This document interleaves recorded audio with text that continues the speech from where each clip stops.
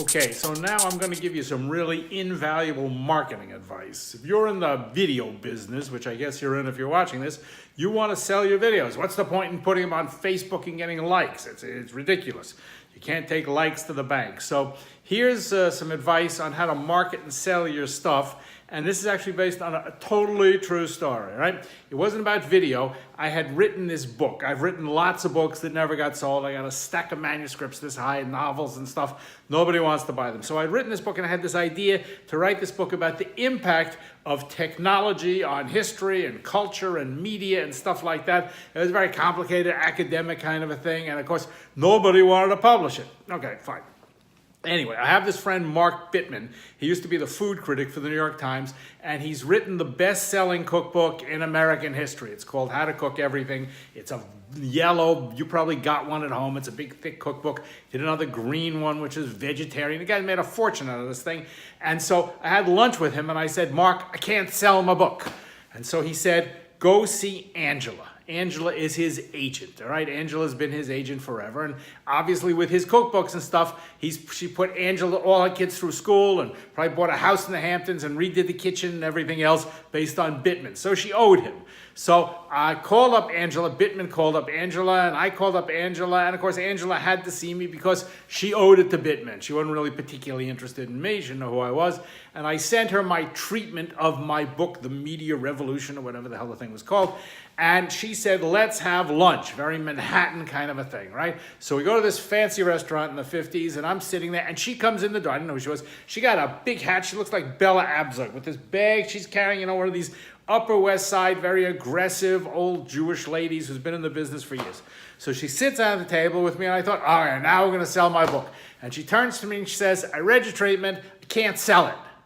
What's for lunch? Now I got to sit with her for like an hour. We got nothing to talk about. And I can't believe you can't sell my book. And I got annoyed. I just got annoyed. And I put my iPhone down. She said, give me something I can sell.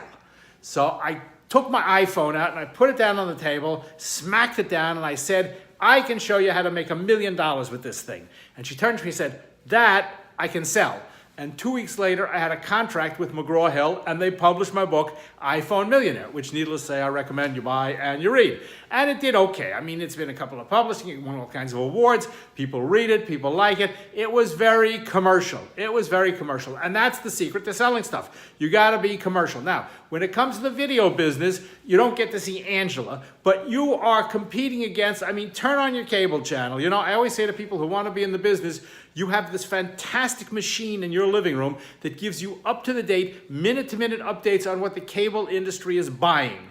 Turn it on. Because every time you flip through and you see the channel, you see what the cable industry wants. And those cable channels, they don't want anything different than what they got. They don't want you to come and reinvent what they do. They know what they do. They know their market. They spend millions of dollars on market research and audience research and stuff like that. And if you watch the channels and watch a channel you like, if you watch HGTV, which I happen to like, House Hunters International, House Hunters in Florida, Vacation House, it's all the same show. Over and over and over again, it's all the same show. And that's what they want. So if you want to sell a show to HGTV, for example, give them more of what they got. They know what they want. They don't want you to come in and say, I got this great idea, your network sucks, I'm going to reinvent the whole thing.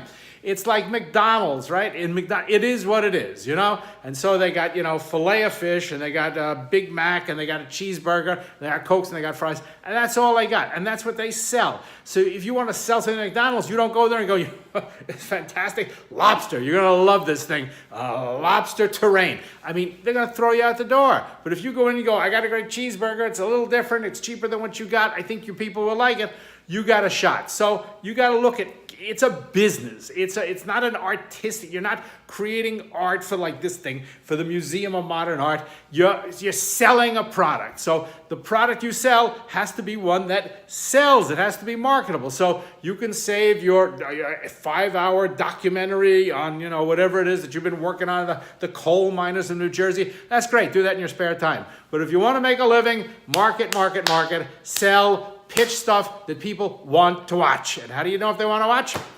Show it to your mother. Show it to your girlfriend. Show it to your boyfriend. If they think it sucks and you get an honest answer, then stop, right? I send my manuscripts for my books to my mother. She doesn't read them. That tells me something. I hope this tells you something too. See you later. I hope you enjoyed that, and if you want to learn more and see more, come and see us at thevj.com.